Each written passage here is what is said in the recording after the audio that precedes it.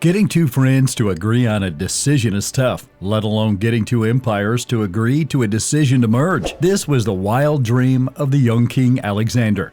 Barely out of his teens, he had the ambition to merge two empires, the Greek and Persian empires, to create a powerful kingdom. Did he succeed with this idea of his, or failed like his father did? Let's find out the life story of Alexander the Great.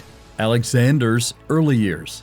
A crack of thunder rips through the night in Pella, the bustling city-state in Greece. That's how little Alexander's life began, with a jolt.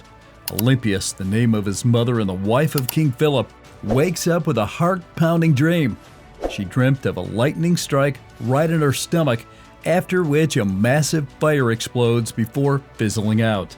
Now, some of the people might scoff, but let it be known that the day after the crazy dream was pretty epic. King Philip marched off to fight a war, and guess what? He hit the jackpot. His army won the battle. His horses came in first place at some big race, and most importantly, Olympias gave birth to a healthy baby boy. Talk about a good day. Of course, stories about Alexander's birth were pretty wild. Some people whispered he was the son of Zeus himself, the super powerful god from their myths. Others said a fancy temple burned down because it was too busy celebrating Alexander's arrival. As the little guy grew up, his dad made sure he got the best education money could buy. Strict teachers drilled discipline and fighting skills into him. He was also taught some fun stuff like music and hunting. Alexander was known to be very brave, even at his tender age. One day, a horse trader walked into the palace with his magnificent black horse that was later named Bucephalus by Alexander. This horse was a terror. No one could ride the beast. But young Alexander wasn't fazed. He saw something in Bucephalus' eyes, pure fear. With a calming voice and a gentle touch, Alexander calmed the creature down and became the only one who could ride him. Seeing his son's bravery, King Philip told his son, "Son, you gotta find a giant kingdom to rule because Macedonia is just too small for your big dreams." When Alexander turned 13, his education was enhanced. His dad hired this super smart philosopher named Aristotle to be his tutor. Imagine having one of the greatest thinkers of all time teach you stuff. Aristotle filled Alexander's head with all sorts of knowledge, and he got Alexander hooked on this epic poem called the Iliad, a story filled with heroes and battles that would seriously inspire Alexander later on. Mieza, the place where they studied, became a hangout for Alexander and his friends, a group of noble Macedonian guys like Ptolemy, Hephaestion, and Cassander. These companions, as they called themselves, became Alexander's closest friends and fiercest warriors. Together, they soaked up Aristotle's knowledge, their minds buzzing with ideas about the world beyond their borders. Now, Alexander wasn't just some bookworm. He also met with people who had escaped this giant empire to the east called Persia. From them, he learned all about Persia's richness and weaknesses. These meetings planted a seed in Alexander's head, a dream of conquering Persia and changing history forever. As Alexander grew up, he turned out to be a fantastic warrior. He became a genius at planning battles. His mind always races with strategies, and Alexander had a bigger vision. Unlike some bloodthirsty conquerors, he dreamed of creating a giant peaceful empire where Greek and Persian cultures could mix and everyone could get along. Alexander's dad, King Philip, also had his sight set on the east. He wanted to unite Greece under his rule and then conquer Persia. But fate, the unpredictable joker, had other plans. In 336 BC, while celebrating his daughter's wedding, King Philip was assassinated by the captain of his bodyguards, Pausanias. Pausanias tried to escape afterward but tripped over a vine and was immediately killed by the soldiers chasing after. That included Perdiccas and Leonidas, two of Alexander's companions. All of Macedonia was in shock, and no one knew what would happen next. At the young age of 20, Alexander became king. People weren't sure if this young, untested fellow could keep Greece from falling apart, let alone conquer a massive empire. But Alexander, fueled by ambition and the lessons from his teachers, shut them all up. He crushed rebellions and united Greece under his banner. There was no turning back now. The whole world was watching. waiting to see what Alexander the Great would do next. His adventure to the east, toward the mighty Persian Empire, was about to begin. Buckle up, because it's going to be a wild ride.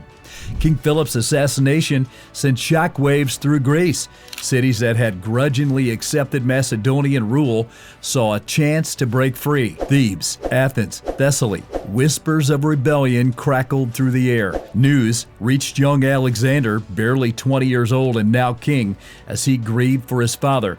Advisors urged caution and diplomacy, but Alexander wasn't known for patience. He gathered his elite cavalry and rode south like a storm. Diplomacy can wait, he declared.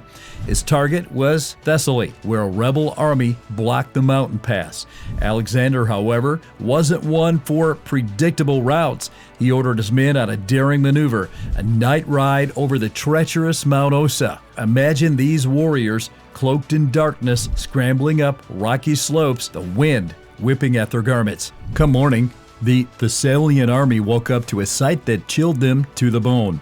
Alexander's forces stood behind them, ready for battle. The rebellion fizzled. Faced with such audacity, the Thessalians surrendered, and their cavalry propelled Alexander's ranks. He continued south, a whirlwind of steel, until he reached Thermopylae, the famous battlefield where a Spartan king had once held off a mighty Persian army. Here, a different kind of battle awaited. The Greeks, fractured and weary, needed a leader, a symbol of unity. Alexander, with a practical and intelligent political move, presented himself as that symbol. He was recognized as leader of the Amphictyonic League, a powerful Greek alliance. It was a clever play, uniting the Greeks under his banner. As he marched onto Corinth, another challenge arose. Athens, the proud city-state, sent representatives begging for peace. Memories of past conflicts were still fresh. Alexander, however, surprised them with his mercy.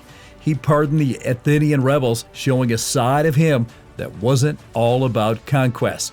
Corinth became a stage for a legendary encounter. Diogenes, a gruff philosopher known for his simple life and sharp wit, lived in a large jar in the city. When Alexander, brimming with ambition and newfound power, approached him, Diogenes remained relaxed, enjoying the sun's warmth. "Great Alexander," he drawled, "stop blocking my sunlight." The audacity of it. Yet Alexander laughed. Here was a man who didn't care about titles or power. Perhaps in that moment, Alexander saw a reflection of something he yearned for, a life unburdened by the weight of a crown. "If I were Alexander," he declared, "I would want to be Diogenes." News from the north cut short his stay in Corinth. Thracian tribes, ever restless, were stirring trouble. Alexander, now the leader of a united Greece, and with Persia looming on the horizon, had bigger plans. He left lieutenants to deal with the Thracians. His sights were set on the east, on a vast empire ripe for the taking. Before crossing into Asia, Alexander wanted to make sure his northern borders were secure. He wasn't about to leave Greece vulnerable behind him. In the spring of 335 BC, he led his army north. They started from Amphipolis and then traveled east into the land of the independent Thracians. A huge fight broke out on Mount Haemus. Alexander's army, the Macedonians, beat the Thracian warriors who were guarding the high ground. They kept moving and thumped another restless tribe, the Triballi, by a river called Laginus that feeds into the giant Danube. Not one to sit around, Alexander kept pushing for 3 days until he reached the mighty Danube itself. On the other side, watching the Macedonians closely, were the Gatai tribe.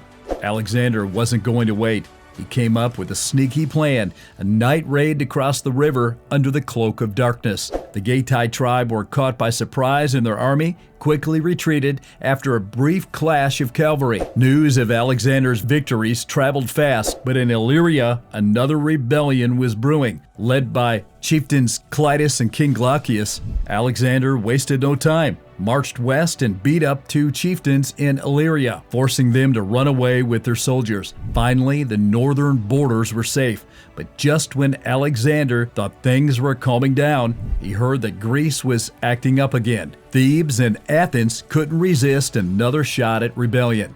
Alexander, after the quick thinker, raced south. This time, the fight was short. While other cities chickened out, Thebes decided to fight, but they were way outnumbered by Alexander's strong army. Thebes got destroyed as a warning to anyone else thinking of trouble. Seeing what happened to Thebes scared Athens straight, and all of Greece chilled out for a while. With the north secure and Greece quiet, Alexander could finally focus on his real goal, conquering the giant Persian Empire. He left Antipater in charge of running affairs while leaving for Asia to become a legend. This was just the beginning of the amazing story of Alexander the Great.